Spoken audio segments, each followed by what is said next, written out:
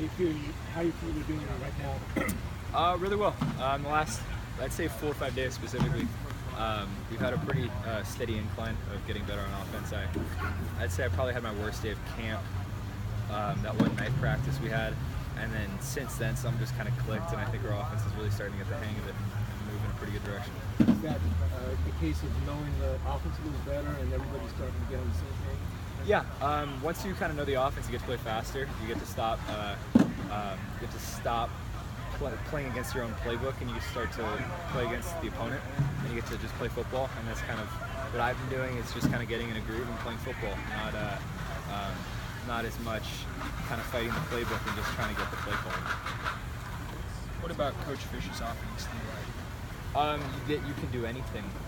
The puzzle pieces are there. It's just how you want to arrange them to call anything you want. There's a really, really large foundation, and you can get anything accomplished by just kind of shuffling the pieces around. I really like the versatility of it. I really like how everything makes sense. There's a foundation to everything, and I'm just excited. It's a lot of fun. With Christian Pabico running with the ones now, what do you like about his game? He just does everything right. He's just kind of one of those guys that he doesn't bust routes in terms of like running the wrong routes. He just catches the ball. He's fast. He gets in and out of breaks. He's just a great receiver that does everything really, really well. Josh, after your interview was published last week, were you surprised by any of the reaction that came from it? No, I mean, Coach Moore kind of addressed the whole thing, but at this point, I'm just kind of talking about camp and whatnot. Is that, I mean, are you? I just want clarification. Are you going to be less apt to kind of speak your mind after stuff like that? No, we'll see in the future. But right now, I'm training camp. I'm trying to play this coming season. I think we're doing really well. All the guys are heading in a really good direction. I'm excited for tomorrow.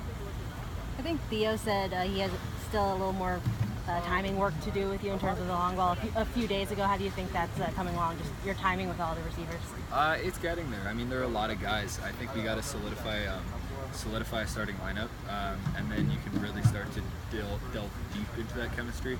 But right now, we're just getting a lot of reps and a lot of different looks, and I think we stopped putting in installs maybe a day or two ago. So we're calling this week the week of details. So just kind of perfecting and perfecting what we have in, and that I think is what we're going to be doing in the next few days, is mastering what we have in, as opposed to just installing the offense like we did last week. Seems like you have a good chemistry working with Darren Andrews, and you have a lot of experience with him. What's it like kind of playing with him right now? Yeah, the biggest thing is trust, I would say, more so than chemistry, because I just know he's going to be in the right place.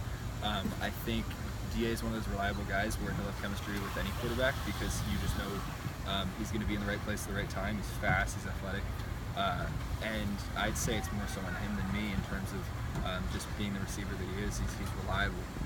Anybody asked you about Pabico yet? Yeah. All right. I won't repeat that. It's all good. Pabico's awesome. I'm glad he came. Yeah, I mean, how hard is it not to root for a guy like that who's came up fourth string and now he's showing that he can play with that? Yeah, it's awesome. Everyone's excited for him. I mean, it's fourth year now. Him and a lot of the other walk-ons battle their butts up every single day, and he kind of waited for a shot patiently for years, and here it is, and he's seizing the moment.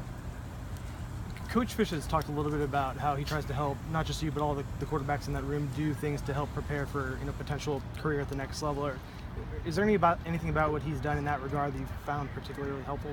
Yeah, a lot of it is the tape we watch. We watch a lot of NFL tape and pick apart offenses that maybe we not even run, but he just likes the particular technique of a certain guy. We watch a lot of Matt Ryan and Tom Brady, and see what they do in different facets of the game, whether it be their footwork, their ball placement on certain throws. I mean, he pulled up film the other day from like 10, 20 years ago. We actually saw some Ed McCaffrey slants. Yeah, I mean, he's just pulling from all sorts of places with regards to the knowledge he's trying to help us and instill in us. Does his background, coaching quite a few years in the NFL, help with some of that stuff from a credibility standpoint? Yes, yes, I would say, but I think you just kind of have to trust whatever coaches you have. and if you don't, you're kind of destined for failure. So it does help the credibility, but I think there's an issue kind of with the team or player if they don't trust their head coach enough to hire someone that's ready for the job. Has anybody asked about your comments about the? Yes. All right. Yes. I'm gonna go back and listen to that later. Okay. So I'll ask one more in that kind of down that lane.